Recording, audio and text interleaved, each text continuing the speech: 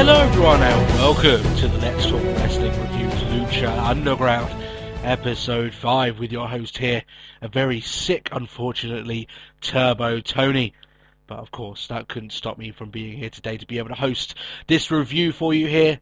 It's been a fun 5 weeks so far, and of course we're going to be reviewing the newest show right now. And what I'm saying about the fact is that I'm sick. I do apologise for that on this show. I'm trying my best. I've had some tonsil problems,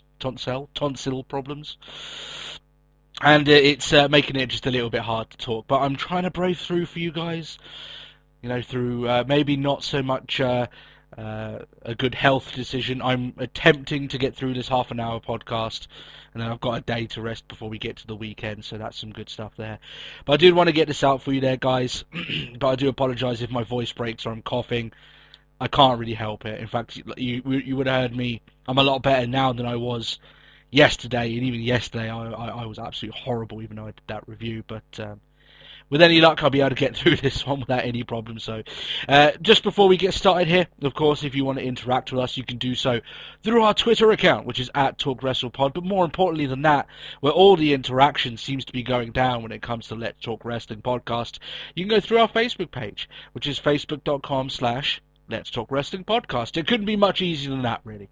And that way you can come interact with us with daily updates of things that we're thinking about, wrestling that we're watching, as we're doing, you know, on the fly.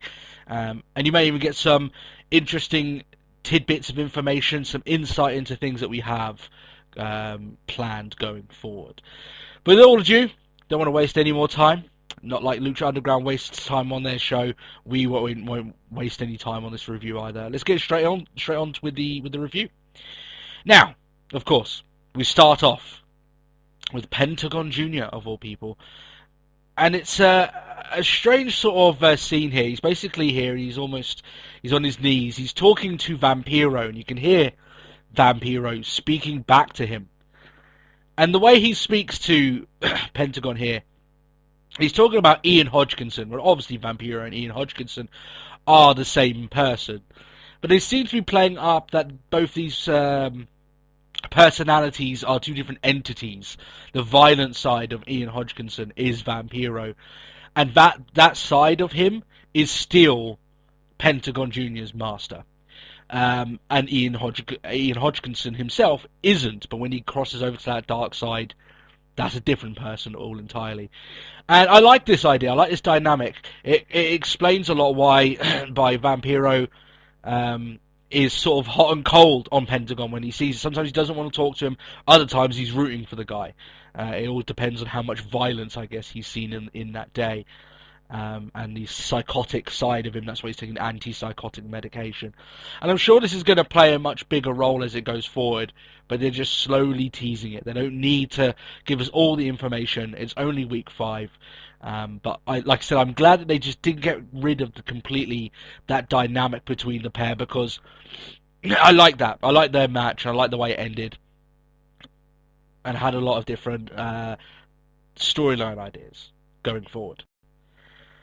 And, you know, what this does, in this sense of the way that they're doing this with Vampiro, is that they can use him as they want to do. With him being an announcer and him being the manager to Pentagon Jr., they can use him as the show needs him to be that way.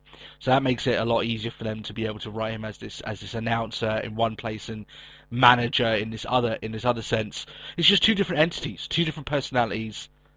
I thought it was explained quite well, and maybe I should have got that right from the beginning, but really this segment was really the only thing that really kind of got it over in my head, but still. But the actual show, the wrestling part of the show, starts with Jack Evans versus PJ Black. Now, Jack Evans rips the mic off of Melissa Santos to announce himself. He's going forward calling himself the Dragon Slayer. He says that he'll make Drago his little bitch if he shows up again. Obviously, clearly, this is going to be a big storyline for these guys going forward. The main storyline they're going to be dealing with.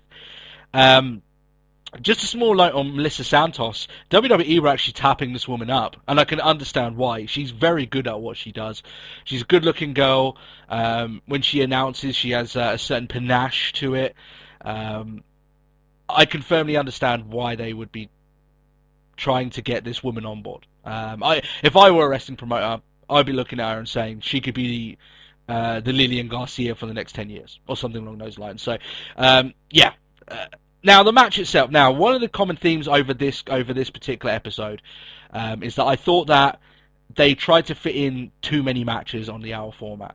And when I say they've got an hour, with ad breaks, they only really have 40 minutes. So adding in 4 matches with all the backstage scenes and segments and stuff that they go forward from there, fitting in 4 matches just didn't fit as well as normally their traditional 3 that they have on the show.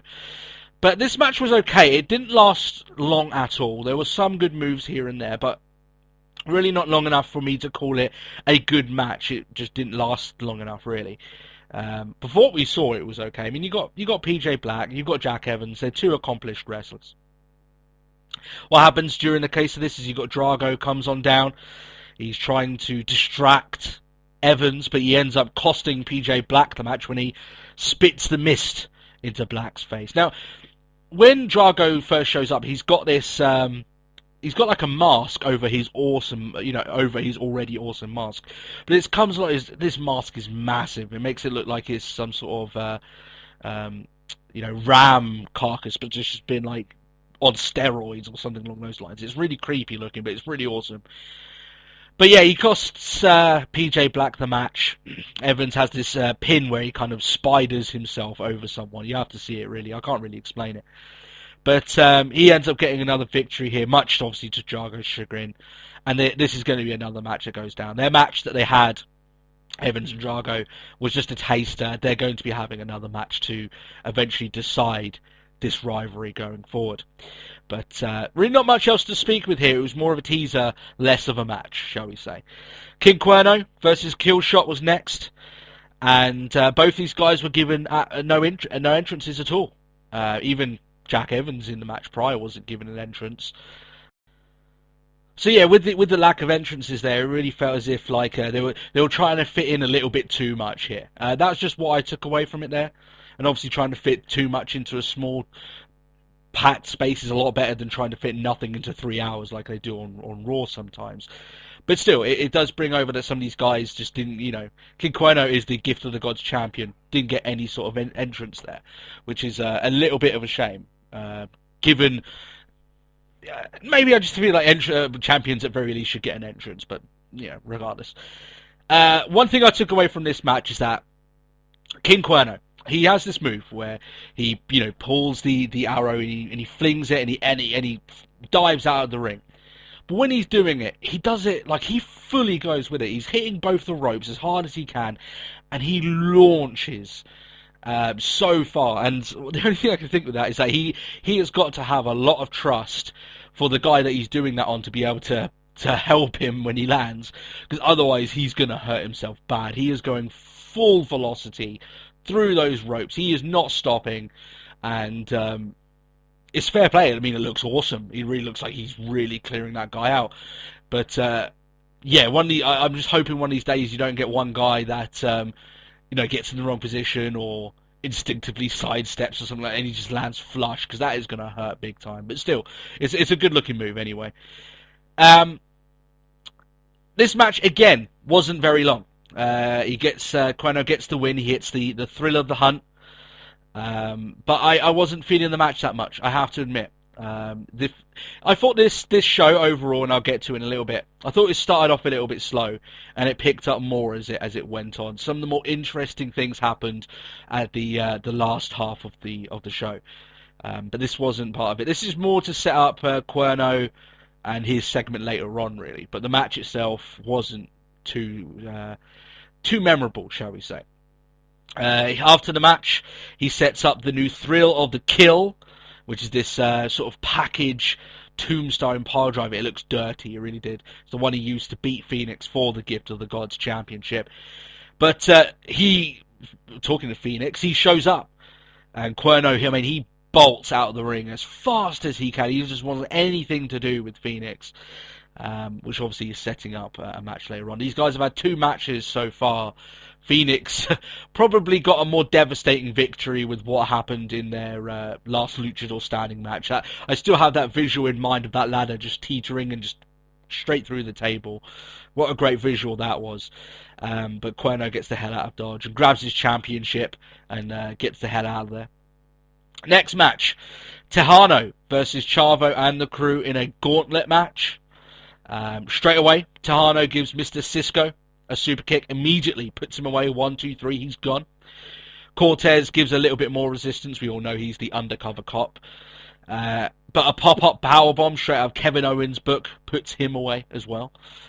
I haven't got too much of a problem with the Crew being treated a little bit like pawns here. That's pretty much how they've been treated most recently. When they were part of the trios and they were doing stuff like that. I mean, one of their guys has got eaten or killed by Matanza Cueto anyway, so it doesn't really matter. And it's not as if... I mean, Tano is the big star here. Chavo is the real rival. The Crew are pawns. They're henchmen. Pretty much that's the only reason why they're there. So them being dealt with the way, I can understand why some people might dislike that. Myself, not as much. Tejano then, who looks good, by the way. I will explain more about him in a minute. He looks to have Chavo completely in control, but Cortez locks Tejano's feet with a bull rope. And this, I mean, it gives Chavo the victory here. He manages to steal the win, but the referee looks like an utter dunce because... I mean, both of Tejano's feet are hanging over the ring, let alone underneath the rope. I mean, it's clearly an invalid pin. So really the referee is the one that Tejano should be bitching about here too, because it was... You couldn't get much more blatant with it. But Chavo gets the victory, manages to escape, and Tejano... Listen, I said last week that this rivalry doesn't excite me too much. I'm going to stand by that. But regardless of that, I look at Tejano and I see money there. I think the guy... is impressive. I like him. I like his look. He's obviously a good wrestler. He's one of those guys that once this rivalry is dealt with, you would like to see being put in a little bit more of an elevated position on the show, because I think his capabilities and his potential are far beyond this particular rivalry. It's fine for now. I'm just not that excited about it. It's one of those things where Chavo, yeah, sure, he's good to work with, and that's fine, but I just think that Tano's potential later on down the line is beyond this particular rivalry. But that's just me. It's not awful. People may take that out of context. It's just nearly not as exciting as the other storylines that Lucha Underground have managed to build up. This is one of the lower ones on the rungs of the ladder, so still. This is where I thought that the show picked up quite a bit here. It was the last half of the show. And don't take that too much into context. I will explain at the end of the review when I do a summary, but I'll go into a little bit here now. Lucha Underground, when it is mediocre for Lucha Underground, when it's not as good for them, their standard is a much higher than maybe what we're giving to other shows. So on what I'm trying to say here is look at it on the extremes. Lucha Underground on its worst day, which certainly wasn't this episode, was one of the weaker episodes of the season, but still, on its worst day, can still offer you something unique and something just a little bit different, and still entertaining on its worst day. And this certainly wasn't that. I'm just trying to say that in terms of the season as a whole, when I'm criticizing certain parts of the show, it's because the show, to me, is up on a higher pedestal. People know that I love this show. It's one of the main reasons why I'm giving it its own review here on the channel on a weekly basis. But I did think that everything before, everything in the first half an hour, 25 minutes was kind of squished together. They're trying to get things done and out of the way. No match was really given enough time, let's say, than last week's main event got or anything along those lines. So, but still, they kept the storylines ticking over for something happening later down the line, and that's okay. So, we are finally shown Dario Cueto. He's speaking to Black Lotus. She's getting a little bit impatient, saying, how much longer do we have to wait? Cueto's, well, he's saying that Matanza needs more time, needs to get warmed up, needs to get ready.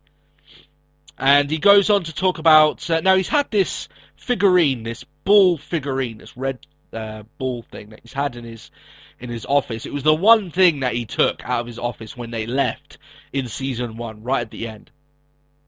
And there's been some history there, but he goes into it more, and he's saying how he owes Matanza, this beast, this fucking killing machine that he's got hauled up in this cage.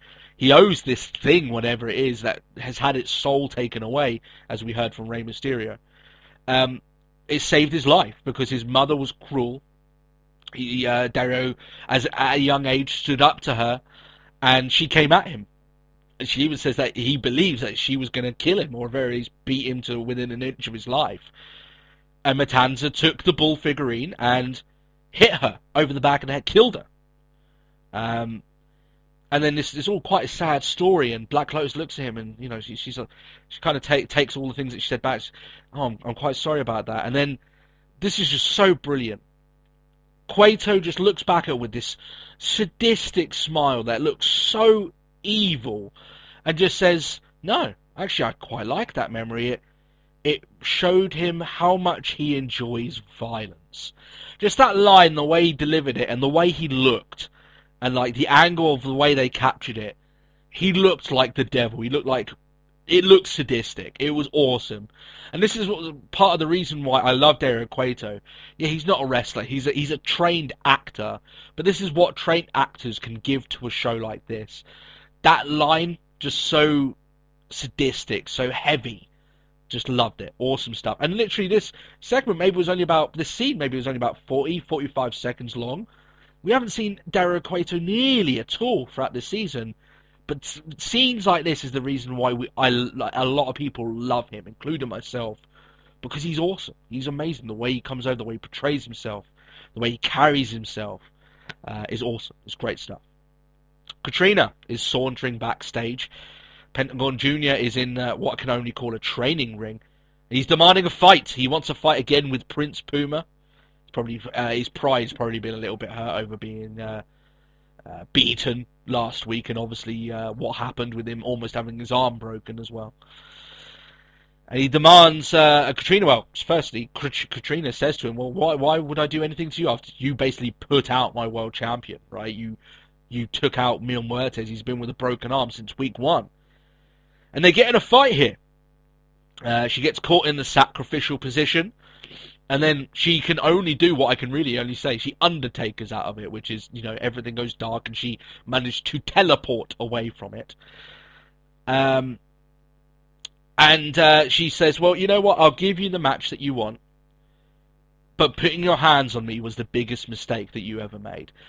And this idea that Katrina has far more power than maybe any of us have really been hinted at before is quite intriguing. I'm sure they're going to play up to a certain point. She's not going to be wrestling, I'm sure. If she's going to be wrestling, it's going to be against one woman, and that's going to be Eva Lise down the line.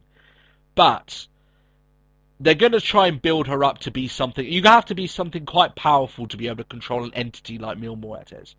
And I'm sure that's what they're going to be building up here. That she has powers and strength that she hasn't ever had to show anyone before. And that's whatever power she had of teleportation in darkness, probably down that line. But these backstage scenes, they're short and they're sweet. They don't overstay their welcome, but they add history and character to each of the people involved. That's the reason why I love them. They're good. They build up these personal relationships between each person. Katrina has a different relationship to Pentagon than she would with Phoenix, than she would to Queen Cuerno, than she would to Mil Muertes. Dario Cueto has a different relationship to this character, this character, this character. That's all awesome. I like that, and they really played that up a lot. This leads to the main event. Johnny Mundo versus Cage, or they call him Cage. Depends on how you would like to call him, I guess.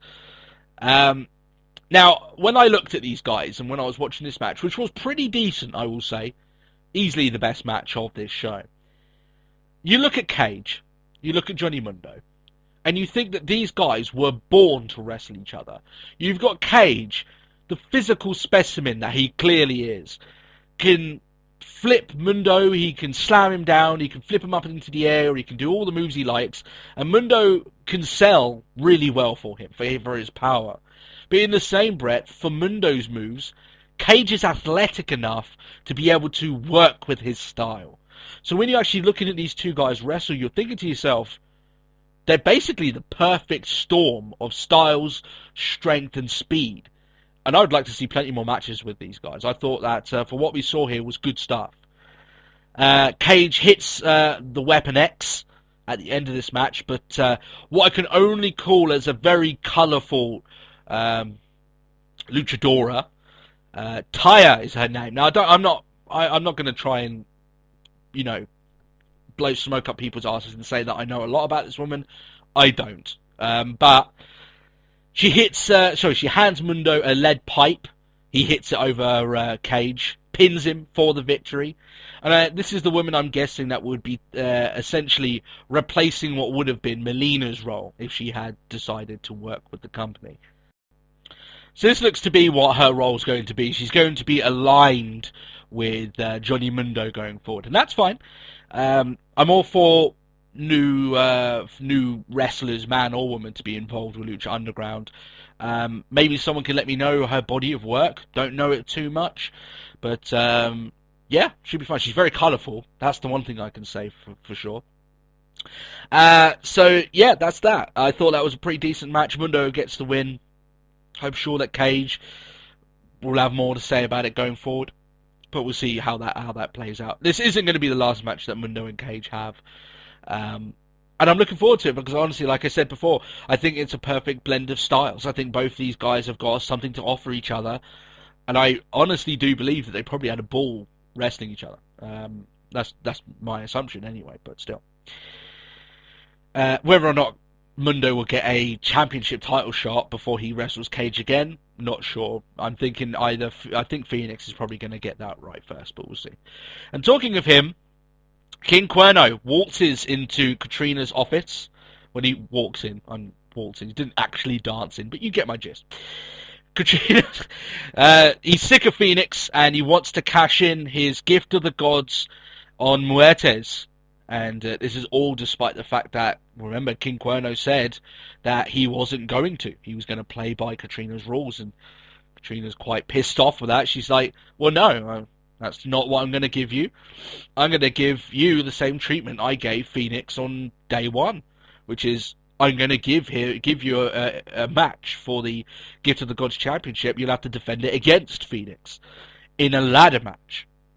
And so obviously that's setting up the main event next week. Considering the, I like the way that Cuerno was so like he was kind of like shit when this happened, because you got to look back to the fact, how did he lose that last match? It was because he fell off a ladder, right? So you could be genuinely like, oh fuck, this is kind of not really my playground, so to speak, but still. So the one thing I will say though is that this will be the third time in 6 weeks that we've seen these guys wrestle. I hope it's for the last time. I hope this is the rubber match that they're going for, that they don't lock horns with each other after this for a while. People may remember with my Fastlane review, some of the WWE stuff that I said, I really despise the fact that sometimes they don't build up matches. With Lucha Underground, it's a bit different because they've got a storyline and an end game in mind. And these guys they've wrestled 2 good matches with each other, but I would like it more to be along the lines of, yeah, lock horns, third time, this storyline's done, they move on to something else. Hopefully that's the case. But still, we'll have to see how it goes there. I'm pretty sure they won't do it too much, but still. And that's the end of the show. Now, with what I said earlier on about the first half of the show, I do think that this is one of the weaker episodes of the season so far. But that's just because the season, I think, has been pretty solid since it began. It was still entertaining. And when people may say, oh, I can't believe that you didn't like this, I'm not saying that. I'm just saying it's a weaker episode than the ones that preceded it. And I do think if they maybe had cut one of the matches out and moved it on to a later date, overall, I think it would have improved the show, because I think they tried to jam in too much too quickly, but that's my opinion. Maybe this is one of the problems with the show having less episodes this season than episode 1, that they're going to have to do this every so often. They're going to have to cram in a match that maybe would have had more time on its own episode at a later date, but doesn't because they've got less episodes to work with. Maybe that's a side effect here. But the show is still good. It's still entertaining. If you're invested in the storylines, then you're going to love it because it continues them. The main event I thought was pretty damn good, with 2 guys that, like I said, I think they were born to wrestle each other. And like I said, this isn't by far Lucha Underground's worst episode. It's still very serviceable. It's very good. But like I said, on Lucha Underground's worst day, it will still offer you something very unique, different, and entertaining. If you're invested in the show. What I'm trying to say here is that it's definitely worth to watch this episode. And if you're invested in Lucha Underground, then you're going to like the episode regardless. It's not an episode that I would put forward to non-Lucha Underground fans as an example of why they should watch it, though. There's much better episodes over the course of this season that I think you would put forward and say, okay, this is the reason why you should watch this.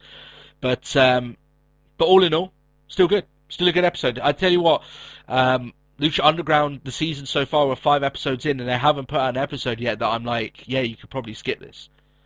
Which is good. I'm sure it will happen. Not every episode is going to be solid. They're going to have episodes where there's going to be a lull in the storyline, or maybe the matches don't come off as well as they hoped they would. But so far, so good. And I do think this is definitely worth your time. And like I said, that match at the end is still good. I'm going around in circles here, guys, and my voice is starting to shred up. I've kind of tried my best here. I hope it didn't sound too bad for you. If you did enjoy the episode, then you can leave a like. You can subscribe to the channel, and that would help us greatly. You can like our other videos. Go and search for them. You can leave any comments or questions below. Let us know what you thought of the show. Was I being too harsh? Or do I have a right of saying that this was one of the weaker ones? Maybe you saw it. You thought it was a lot better than maybe some of the ones before. I'd like to hear from you. Show me your opinions. I'll debate with you. I'll talk with you. I've got no problem with that. And of course, you can interact with us on our social media places. Our Facebook is the main place to go. Facebook.com/Let's Talk Wrestling Podcast. You've got @TalkWrestlePod, which is our Twitter handle. Matt normally handles that, my co-host. Apart from that, I should be good for this weekend's episode. Hopefully, I'll be feeling better by then. I feel like I'm improving. Yesterday, I could barely speak. Today, I can at least do an episode. Hopefully by Saturday, which is our recording time, I'll be ready and raring to go. I'll be dropping a few catchphrases here and there. You know how it goes. But I hope you guys have a great week. I look forward to talking to you there. It's been a long week, actually, personally, for me, being sick and having to do the 3 episodes recording and doing a lot of stuff outside. It's been a long week. I've been burnt out. I've been wrecked. But I tell you what, that's where Lucha Underground is good, because I can come and watch it. I'm always invested. I really do like this show, guys. And I do think that this season's it's gonna get even more interesting as I go on. They're slowly teasing a couple of big storylines that will eventually explode, and it's going to be awesome to see it happen. So, hope you guys have a great week. I'll catch you there again at the weekend. And again, if you're just here for the Lucha Underground episodes, I'll see you next.